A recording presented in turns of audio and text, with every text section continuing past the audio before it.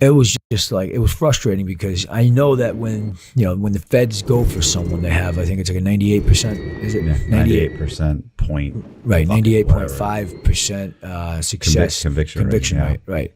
So whatever they thought. And you're not supposed to be there. Exactly. And that's why I didn't have a leg to stand on. Right. So I knew right then and there, I'm like, I'm going to have to take a plea on this. Again, on something that I didn't do. Like something I didn't, it's like, it was the most frustrating situation because here I'm just trying to do business, right? And I keep getting involved with the wrong guys. And as a result, I'm having to defend myself. And, at that point, I had to make a decision. I was like, we technically, right, we're on the verge of taking over the entire lottery in Peru. Okay, because now going back just a little bit from that point, after Royce had killed Terry, there was we had gotten the license, right? So, I was going to say there's a newspaper article in Peru about how they gave you the license. Like there was a whole thing. El Peruano, the newspaper. So when as I mentioned before, Latinka, the lottery there, Latinka gave us a foot in the door with the Gaming Commission because we refused to be bought out. So they gave us a foot in the door and they set us up with the whole commission to have a meeting to then get our own independent license to then work with them to digitize the lottery, right? Right. They were only selling tickets to like Lima, 10 million people in Lima, and they were doing about 10 million a day. Right. So, Peru has 50 million people. Yeah. In mountainous regions, farmland. Right, but they're not in a place to buy lottery tickets, but they all have cell phones. So they all have an iPhone. So now you've just opened it up to going from 5 million people in Peru to 50 million people throughout the entire country that can buy it using their phone, even though they don't have a corner store to go to. But they do have their iPhone. So go ahead. And then all while this is happening, we start putting together a global lotto, right, called Lotto X. And we were actually we had marketing strategies to go into all the major countries, all the healthy economies, and we wanted to form a global jackpot. We were having a lot of fun with this whole thing, right? And so, needless to say, we end up getting the gaming license. But when we got it, the Gaming Commission, they start getting a little personal with us, and they ask us, how did you get here, right? Like, who do you guys know in Latinka? How did this whole thing come about? They love the idea. They wanted us to partner. I mean, more money for them, right? The sales tax in Peru, I believe, is 18%. Wow. Yeah, and on that 18% figure, if they're doing 10 million a day in lotto ticket sales, that's 1.8 million a day. Right. It's a lot of money for a country like Peru. So we end up telling them the whole story, how I had an attorney in Colombia I did gold deals with, and he had a contact there, and so on and so forth. He's like, oh, okay, so there's no like family relation or anything like that? And I'm like, no, just we don't know these guys, right? Right. So then they open up and they tell us that the lottery, Latinka there, hadn't paid corporate tax in 11 years or something like that. That they'd get a lot of money on sales tax, and then at the end of the year, when it was time to pay corporate tax, they were basically like, get out of here. Like, you guys, we dare you to shut us down and lose that almost $2 million a day. Right. It was, a significant stream of revenue for the government. So, they called their bluff, and they were really the only game in town. So the government basically pulled us aside and said, the Gaming Commission, they basically said, why do you need Latinka, right? I said, well, they're the lottery. He said, okay, well, now you have a gaming license. Right. They said Latinka's due for renewal on their 10-year license in 1 year. Right. They said, if we help nourish you guys and help facilitate growth in LottoNet, what if we didn't renew Latinka's license next year? Right. So now we're like, sounds great. Right? I mean, now we're like jumping for joy because we went from being a lottery technology to actually now considering to own a lottery. Right. And, if you look at the numbers, if you're doing 10 million a day with 10 million people in Lima, let's just say you could do 50 million a day with 50 million people in the country, right? If you had it, right. If you're in front of all of them. So we start, the numbers are like mind-boggling. So we can make 25 million a day if we execute on this. So we start moving on all of that, right? And we pull away from Latinka, and these guys are all mad. They're all like ex-cartel guys, by the way, that own these things. We got, I believe, we set up a storefront in Lima. We got the machines where the balls would come up and everything. Right. We had the newspaper there. We had to schedule a time with the news station where they could film the drawing. You can't have a digital drawing, obviously, because then you could just choose numbers that weren't picked, and you just keep building a jackpot. And anyway, this was the point that we were at when this whole thing went down. Yeah. And we had to open up accounts over there, and whatever. I'll just leave that for So at this point, you go to the FBI and you said, "Here I am. I know you guys are coming to indict me." No, didn't happen like that. No, what happened? So my focus was on launching this lottery. Right. At that point, I scheduled a trip. I asked my attorney if there was a warrant out for my arrest. He said no. I said, so I can travel? He said, I suppose so. You don't have a warrant. Right. You have a passport? I'm like, yeah. So I booked a flight, and I was flying to Ecuador. Your girlfriend's from Ecuador at the time, right? Yeah, we were taking a trip. That seems reasonable. I mean, I know I remember when I was indicted, I thought, time for a trip. Time for a trip. It's the logical thing. It's stressful. It's a lot of stress. It's a lot of stress. I get it. I'm with you. I hear you. So we take a little shopping trip, blow off some steam, and run up the credit cards. I get it. Yeah. We go to the airport.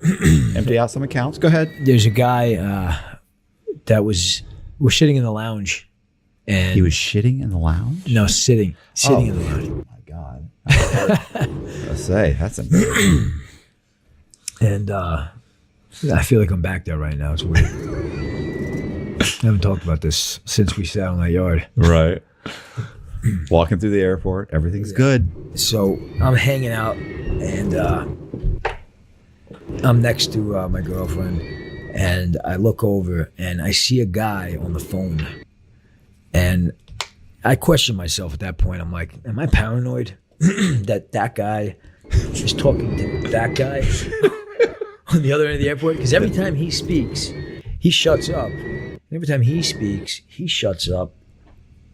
I'm like, it's weird. And I'm watching to see if they stare at me, and they never do. So I'm like, maybe I'm crazy. So I tell my girlfriend, listen, that guy's talking to that guy. She's like, you're going crazy. So I said, I'll prove it. I'm going to get up and walk past them and go get a bottle of water over there at that little convenience store. And you watch them and you tell me if they look at me. Right. So I get up, I walk there. I'm like, I'm going to catch these guys, right? And then I grab a bottle of water. I come back. I'm walking back. She's on a freaking phone. I'm like, she didn't look. I know she didn't look. Right. I'm like, did they look at me? She's like, no. She's like, you're crazy. To this day, I know for a fact she didn't look. She's sitting there on like Instagram, like posting selfies probably. So just as I suspected, I see both of them there at the same time, simultaneously, probably because they're like, well, close one. And I thought he almost walked out, right? Right. They start converging, and then they start walking right down the aisle towards me, and they close in on me. And they say, excuse me, can I see your passport? I'm like, yeah. And then I gave it to them, and they said to my girlfriend, they said, you can get on that plane. He's not getting on that plane. And right then and there, I knew. I'm like, this is going to be a long trip. Because what was in that indictment, right, in that and the SEC discovery, it was not nice stuff. And we didn't have a gaming license according to them. And I want you to post that link because it pisses me off. For me to say, yes, Your Honor, I lied about the gaming license. Yes, it was all bullshit. Yes, it was this and that, except responsibility to get that. Yeah. Because the fear of going to trial and losing and then, doing 20 years versus just taking 5 and saying, I did it all. I'll never do it again. So it is what it is. And they brought me over. They put me in handcuffs and I never saw the light of day, actually, literally, until like 14 months later, because I didn't get to where I met you until, I was in the holdover. Right. Over in FTC. And then when I got there, I'd never enjoyed being in the sun more. And I felt free. But it was a shitty situation. So, Anthony. Yeah. What happened? Huh? That was sad. Yeah. So, what happened with Anthony? And this was how this was a few weeks before you got arrested, or a few months? It was like probably a month. Okay. Yeah. So a month before the FBI arrest you. When we really knew we really understood Royce's vendetta. Right. When he killed Anthony. Right. Okay. You want to just make sure. Sorry. Yeah. So we really understood Royce's vendetta when Anthony turned up dead. Okay. Okay. I get a phone call from Anthony one day, and Anthony wanted me to come by his house. He had a movie theater, and they were watching some financial movie or whatever. And this was after Terry's death, so I went into like a little bit of like a hibernation after that because I felt like it was like a close call with me too, because I was like there, right? And I've seen enough crazy shit that I just really toned everything down. And I was concerned about what Royce was saying in there to the authorities, because I was like, this guy's nuts, right? And I declined. I told Anthony, no, I'm good, right? I'm just going to hang out here in my house, just relax, whatever. I had actually set up a separate office for myself at the time, just to stay away from all the craziness. And 2 days later, I get a phone call from his fiance, and she says to me, she said, Joe, Anthony is dead. And I'm like, what the fuck are you talking about? I'm like, I couldn't even take it anymore. I'm like, there's too much shit going on. I'm like, I thought she was playing around with me or something. Like, what a sick joke, right? And then I said, what do you mean? And she tells me that they found him in the bathtub of his upstairs bathroom. And she's like, I know they killed him. I'm like, you know who killed him? She said there was a guy over there that I've never met before by the name of Rico. And this guy knew he was bad news. They were hanging out with a couple of friends, and she's like, he stopped answering his phone, and they had those like Nest thermostats. Yeah. So she said they were partying too hard. He was hanging out with this girl, and I knew something was going on. I left. I went to my family in Virginia. A day later, he didn't answer his phone, Joe. She says, I turned the Nest thermostat all the way up to like 92. And then I knew if he was there and okay, that she'd see the temperature go back down, right? She was like baking him out of the house. She's like, but it never went down. And when that stayed like that for like a day, she said, I called the neighbor and I told the neighbor they had a spare key to go inside and please check on my fiance. The neighbor goes inside, she walks up the steps, and she finds Anthony dead in the bathtub, right? With a pillow under his legs, right? And a towel on his shoulder, and his arms crossed like this, right? And apparently there was like a bruise or something. Apparently there was a bruise on his chest, right? The neighbor takes a picture of this, And Kate tells me all this, and I said, why would she take a picture there? Kate's the fiance. Right. And Kate tells me because the neighbor said to me, if my husband was found dead and I was in another state, I'd want to see how he was found at least. Right. I don't know. So she asked Kate, do you want me to send you the picture or do you want me to delete it? Right. Kate said, send me the picture. So then she's crying when she's telling me all this. And I'm in disbelief. And we built a really close relationship, me and Anthony. I mean, I really, really genuinely valued our friendship. Right. For once, it was a guy that he was extremely talented. He had no ego, right? Never hated on anyone, and was happy for everybody when they actually did something good. When you succeeded in something, it was like, he genuinely happy for you. And you don't find that often, right? Yeah. There's always like a little bit of like a thorn in there. So yeah, it was real hurtful to see how that whole thing happened. How some scumbag basically, took this great guy out, this incredible talent, a great human being. And what made me sick about the whole thing was this guy was such a scumbag that he stole his clothing. Do you remember that? Yeah, I remember. And like a headset. Stupid stuff. And like some bottom of the barrel guy. Right. Well, also 30,000. It was like 30 grand or something too. Yeah, and he took like whatever cash he found. Right. And the craziest part is that I heard afterwards that Anthony was actually embracing this individual. Bringing him into his home, trying to help the guy get his life on track. Right. Teaching him things. And, he always wanted everyone around him to do well. Right. And that guy was Rico. It's what? I didn't know. Joseph. I didn't know who he was at the time. Right. Kate just described him. I had no friends named Rico. Right. So all I said to Kate was, listen, Kate, I don't even know what to say. I'm like, listen, this Rico guy, karma's a bitch. Something, they'll get him, right? Like eventually, I promise you, Kate, something will happen with him. And, these guys, they don't get away forever, right? There's a lot of technology. And I'm reassuring her that, justice will be served, right? So at this point,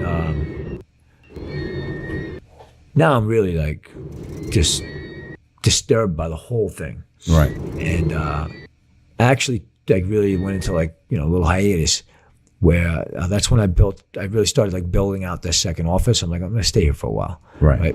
After that happened with Anthony. But then, as you know, right, fast forwarding a month, I end up getting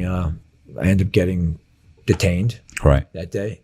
I got detained there in the airport, and then they ended up taking me to county jail, where I spent actually main jail for like a week, county jail for a month, FDC for another little over a year. Where you have no outside time. Right. So can I mention something that so V, right? So you knew V. There was a girl named V. Yeah. We'll just stick with V. So there was a chick named V that knew you and a bunch of the brokers that worked for you, and knew Anthony, and was partying. She was partying with Anthony and Rico. She's the one that introduced Rico kind of into the situation. Yeah. So, she showed up after Anthony was found or had died. She shows up. Rico's there. Rico's torn the house apart, who's robbed him. Yeah. And she shows up, according to V. Yeah. She tries to call the police. Yeah. He won't let her. Yep. He eventually basically drags her out of the house, throws her into her Mercedes. Basically kidnapped her. Yeah. She has like a Mercedes, right? Yeah. Throws her into the Mercedes, and then they leave. There's login or photographs or whatever of her coming and going in the Mercedes, because I got the police report, right? So the police, a day later, 2 days later, the homicide comes in, and homicide calls her and tries to, and she she won't talk to him. She hangs up. She's scared. You know, she's scared. She knows she was there. She knows they were all partying. She knows she introduced this guy into the situation. Right. So she hangs up the phone, right? And doesn't really cooperate at that time with the police at all. She's probably scared of what this guy would do. Right. Yeah. Well, this guy's a fucking maniac. So Rico is, by the way, Rico actually had just gotten out of prison and was in a halfway house, escaped or whatever, absconded from the halfway house and was hanging out with V, and then hooks up with Anthony. And then the whole Anthony situation, you know, falls apart. So he's in the middle of just pure insanity. I mean, he just got out of prison. He's going nuts. And then there's this, you know, what I think is, you know, a murder, you know? So that's where we are right now. Like, that's what's happening. So when by the time he gets arrested, okay, go ahead. This is, you know, it's crazy. First of all, it was an incredible coincidence that I even met Anthony. Right. We have to mention how he ended up back there again, too. Right. And then, it's important. Yeah, you can explain how he got back there. Okay. I want to explain my whole take on how my experience. Right after that. Yeah. No, absolutely. Yeah. I just wanted to say that How far after the first murder is this? Probably a couple of months. Yeah, they're dropping like flies. So Anthony's found. Rico grabs V, drags her into the Mercedes. Her Mercedes. They take off, a black Mercedes. In the meantime, now obviously he's on a rampage. Okay, Anthony's dead. He's robbed him. They're doing drugs. He's escaped from the halfway house or absconded from the halfway house. They're looking for him. He turns around. He starts robbing banks in V's car. So he's driving around this Mercedes robbing different banks.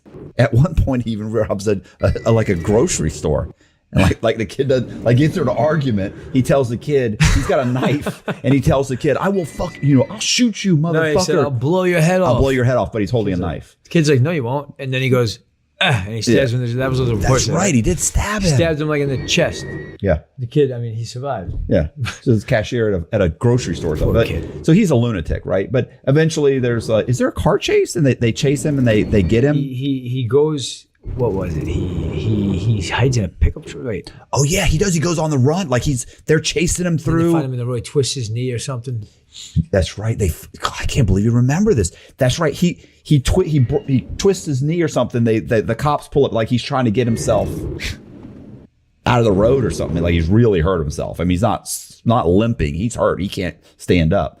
Cops end up because the guy, he was hiding in the back of the pickup truck. Call the police. Yeah, calls the police. It's similar to that Boston thing, right? Weren't they hiding like a boat or something? I don't know. But the cops grab him. And so Anthony. Rico gets caught by the police eventually and thrown in jail about the same time that he ends up in jail. So they're both in the U.S. Marshals holdover. Right? That's the United States Marshals holdover. Matter of fact, my first night there, that I get transferred from county over to FTC, which is the holdover for the Miami for the federal prison system in Miami. I was waiting to go to trial, obviously, and the first night there, my cellmate, he's getting a haircut in the cell, and was like, "Hi, what's your name?" I'm like, "My name's Joe." "Did you just get here today?" I'm like, "Yeah." And my cellmate, he introduces himself. The guy cutting his hair. He says, "How you doing? My name's Joe too." I'm like, "Oh, what a coincidence, whatever." And he said, "But my friends, they call me Rico." Right? And then he shakes my hand, and I don't think anything of it at that point. But he ends up telling me everything. I mean, that was the Rico, okay, that actually killed my friend.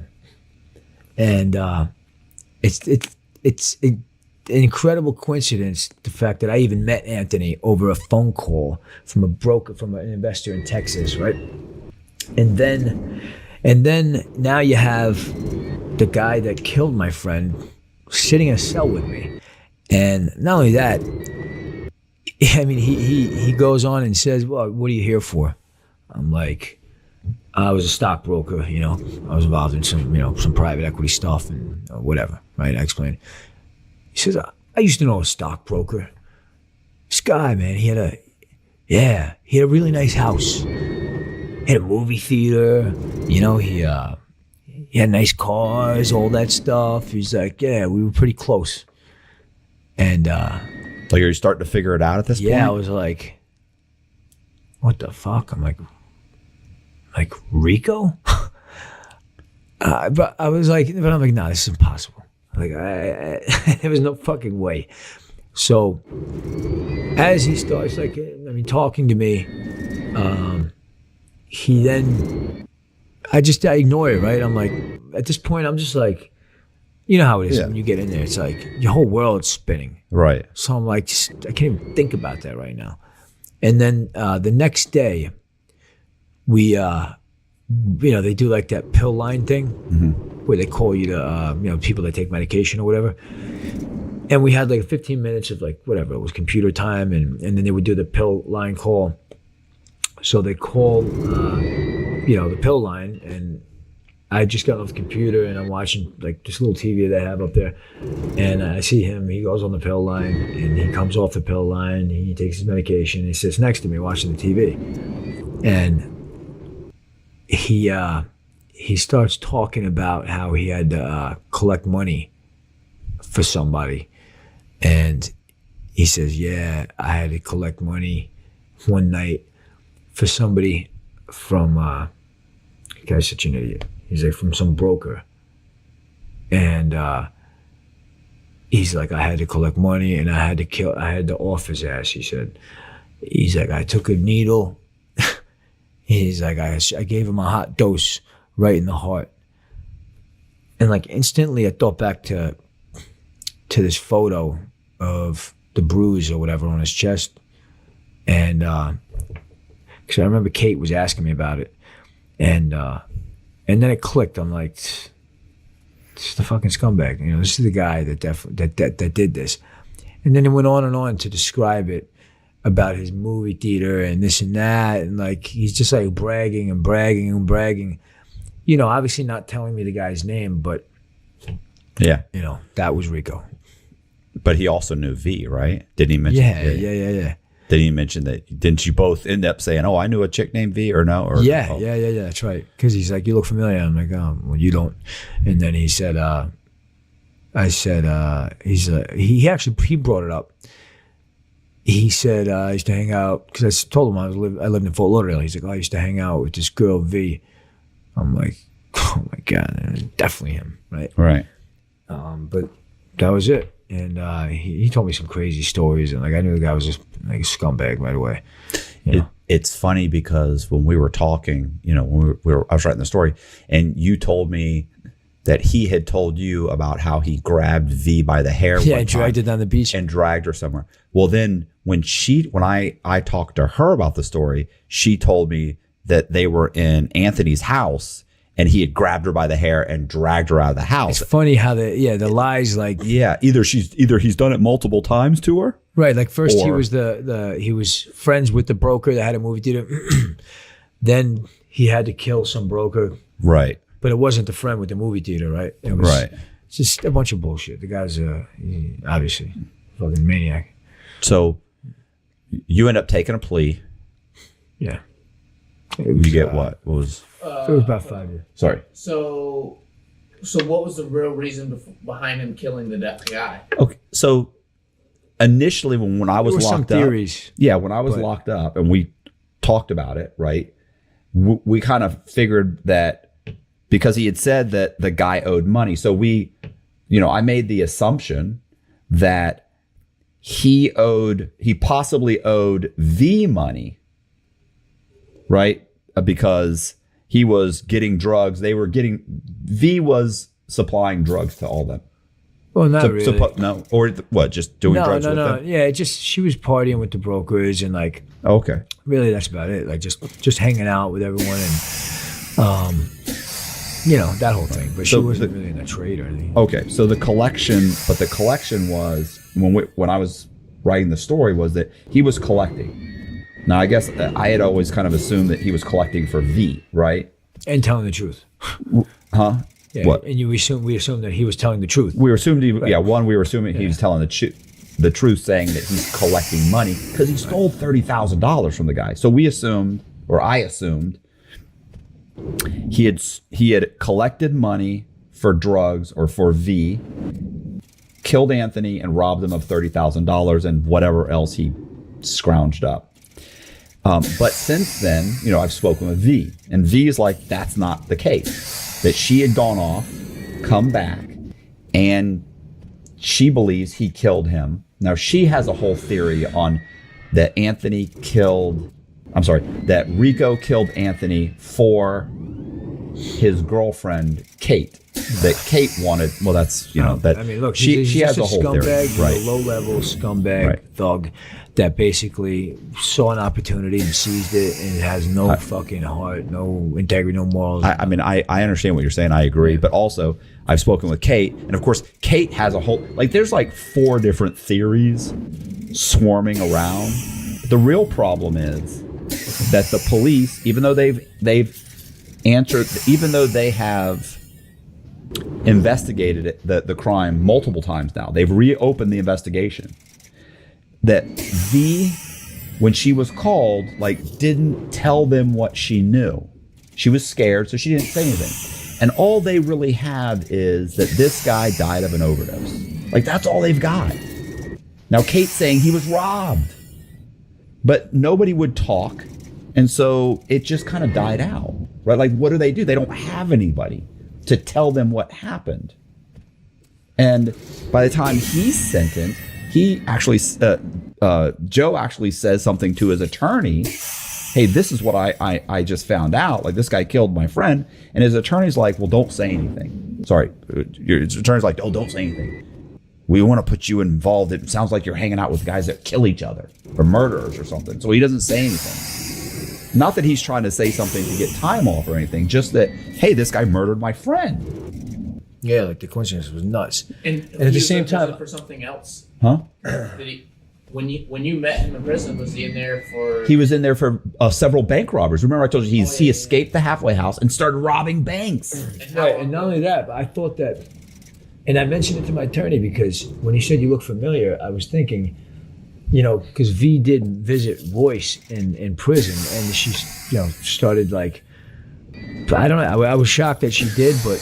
I mean, friends is a friend. So I was also concerned that he was contracted. Right. That was another theory. That was another theory. Right. So that's why I was like, maybe I should be moved to a new unit. Right. Just guys, he probably had a photo of me or something. That's why he recognized me. So I was like, I think I should be moved. This guy spent his whole life in prison. He's done nothing but he wasn't out 6. Yeah. Rico wasn't out 6 months. He got out, and within a month, he walked out of the halfway house, hooks up with V. A complete animal. Starts robbing banks, kills somebody, ends up right back in prison. Got 15 years, 14, 15 years? Good guys like that, life. 14, 15 years. Yeah. How long ago was that?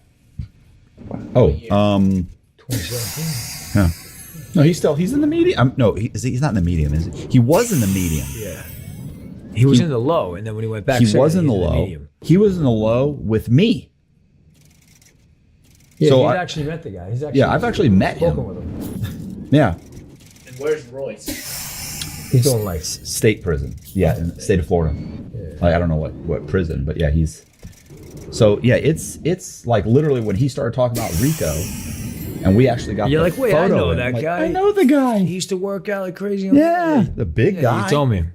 Lunatic. I remember he did a tattoo for this kid in my unit, and the kid didn't pay him. Kept telling him he was going to pay him, but didn't pay him. I remember I remember him going, "What's the money, dude?" And he's like, "Oh, I don't know what happened. She was supposed to send the money." It was all bullshit. The kid was just trying to get a free tattoo, and he grabbed him and just smacked the crap out of this kid. He's a big guy. You know, so, but anyway, he literally got released shortly after that. That's when all this happened. And then he comes right back to prison a year later. So, you know, I didn't know who he was at the time. He was just some fucking guy. I just remember the name Rico. But yeah, so he comes back. He goes to the medium. Got 4. I don't know if it's 13, 14 years. 12, I think. Was it 12? 12 and ended up going to going to the medium. I don't know where he is now. To the medium, Coleman medium. I don't know if he's still there. Probably look it up. So yeah, it's like isn't it? It's like Joseph Rodriguez or Hernandez Martinez, Joseph Martinez. Yeah. But yeah. Anyway, so you get how much time? About 5 years. 5 years. How much time did you do? About a little less than 3. Right. I got a year off for art after drug program. I got 8 months good time, 7 months halfway house. Yeah, it's not bad. Not bad on 5 years.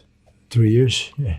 Huh. 3 years. Yeah. In your eyes, you didn't really do anything wrong. You just didn't want to risk 20 more years. Yeah. Exactly. No, you can't go to trial. You don't. Yeah. Well, I mean, look. Okay, wait a second now. I mean, like, kind of like, you know, I get what you're going to say, but I mean, technically, like, he's unlicensed. Imagine how this looks. Yes, I guess. Are you going down for the company or for acting under your other alias or whatever? Right. Like, how does it look if he goes to trial? I'm using an alias. I'm unlicensed. I've already been convicted of running a boiler room. I've already done. I had not a leg to stand on it. No, he can't get on the stand and defend him.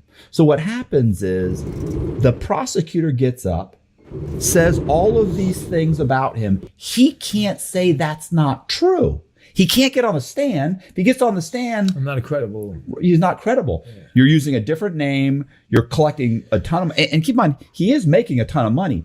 The jury, these are people that work at Tire Kingdom and Walmart. Like, they hate him. He's driving a Lamborghini. He's got a Ferrari. He's living in a $3.5 million house.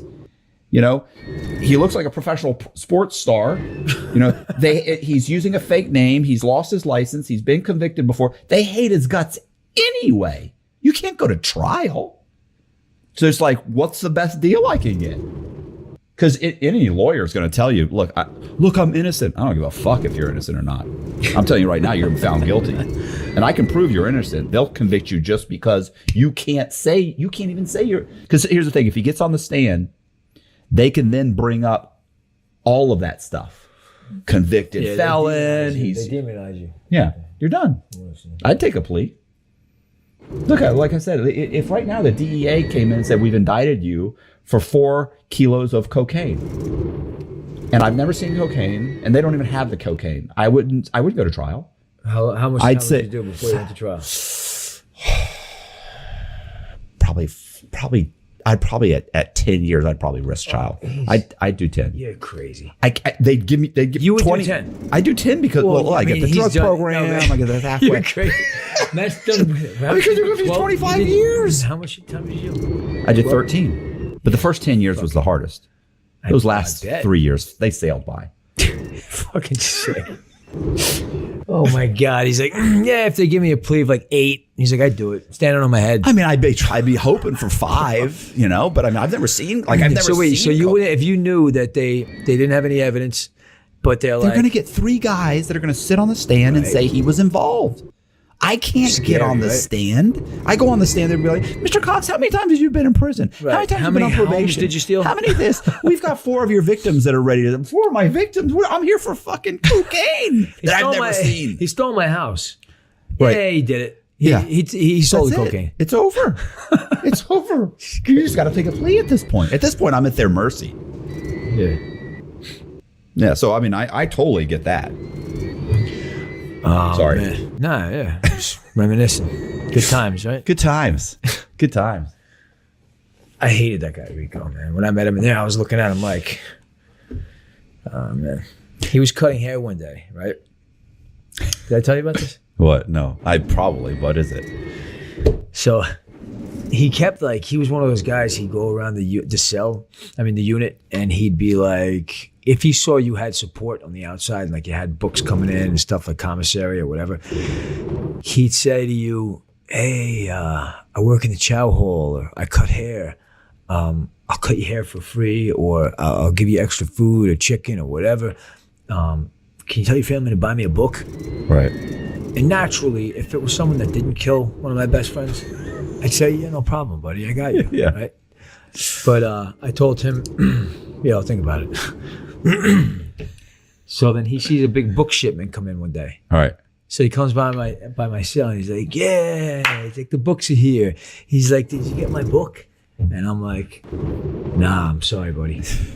And then I just like I kept reading. So then he goes like this, you liar. And he slams my door. I didn't tell you this? No. Oh man, this is great. Listen to this. So he slams my door. So I'm thinking in my head, you fucking piece of shit. Right. Like, you scumbag. Killing my best friend for a fucking pair of sneakers? Right. Like, you bum? So then I'm like, all right. Now I'm like angry at this guy. So he's cutting hair out on the yard one day. And like with actual clippers. It wasn't like that razor and a comb thing they do. And so, and this is like, I don't even know. It was like visitation was the next day or something. And he's cutting hair out in the yard. They do it like once a month, I think, right? Something like that. Depends. Yeah. So there's a long line, right? It's my turn to get a haircut. And when I'm walking up to this chair, I just kept thinking how much I despise this guy, right? And I also kept thinking, this scumbag, he didn't clean the clippers like for 10 heads. And, you know, there's like Mercer in there and like all kinds of weird bacterial things. You know, you got to spray the clippers. You're cutting people's hair, like mushing it against their head. I mean, spray the freaking things, right? Right. So when I sit down, I turn over to him. He puts the gown on me. You know, our acquaintance is like it's a little strained right now because I didn't get him his book. Right. So I turn around and I say, I'm like, Rico, can you do me a favor? I was like, can you spray those clippers, bro? And he looks at me and said, I did. And I know he didn't spray them. I was watching him for like 10, 11 haircuts. So he goes like this. He grabs, like, let's say like this is the spray. He goes like this. I say, can I see you spray them? Right. So he goes like this.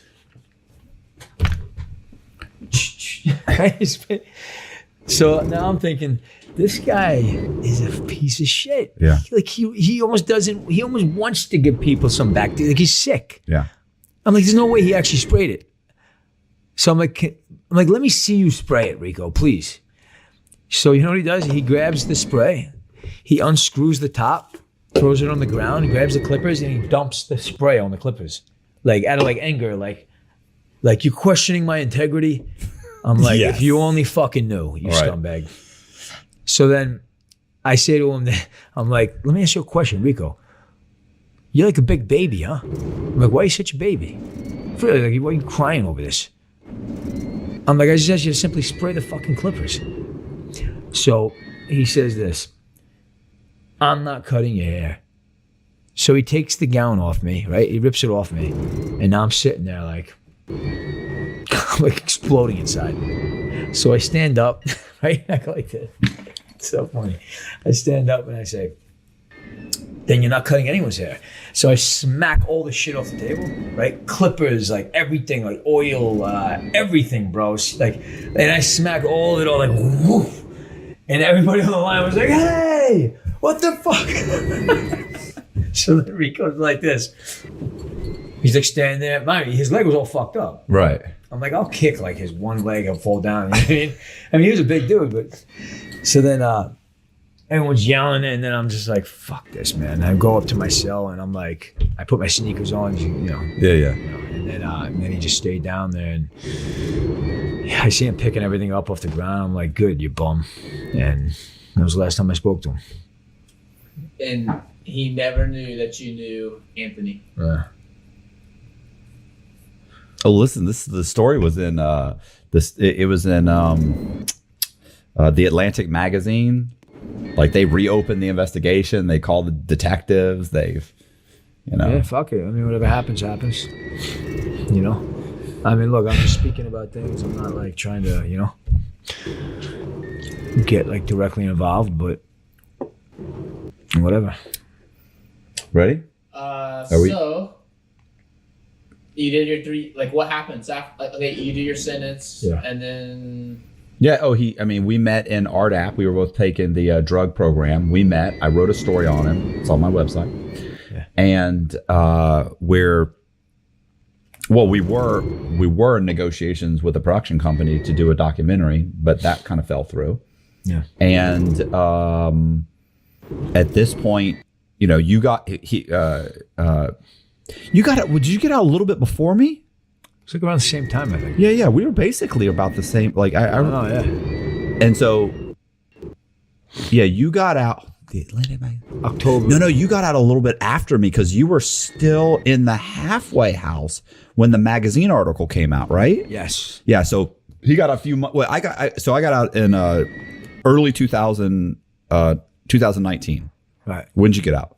October. Oh, okay. So late 2019. Okay. So so he got out. So and then you started what? You started flipping houses or something, right? You got out and started flipping houses, and now you're started doing some real estate stuff. And now that I'm off probation, I started up a brokerage in cash advance. So it's a commercial financing where we fund businesses, but we do things a lot different. And I'm enjoying it because it's the capital formation process where I used to raise capital for companies and ask people for money to invest into them, right? Right. And now I lend money to companies. Right. Right. But it's all really capital formation. And at the end of the day, we're getting into a lot of different aspects of it, like borrowing or lending against like intellectual property and stuff like that. But at the end of the day, we do the basic cash advance too, like same day funding, where someone doesn't matter if they own a barber, a restaurant, or a law firm. We basically we base it all on their receivables, nothing to do with their credit score.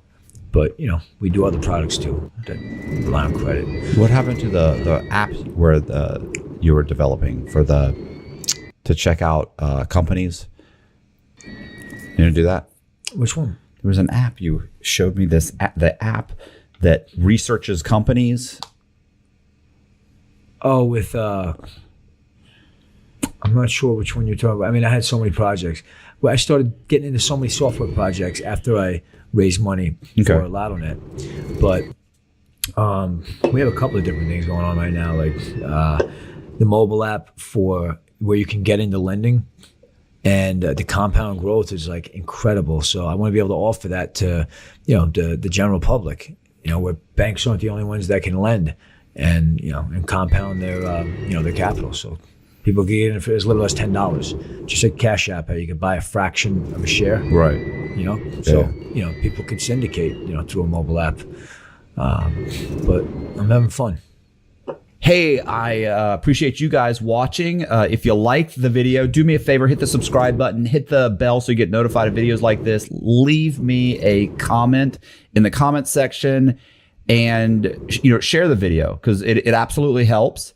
We're going to leave all the links to the LottoNet, to the license. We're going to leave another link to the actual promotional little video. It's kind of cool. It's super cool, actually.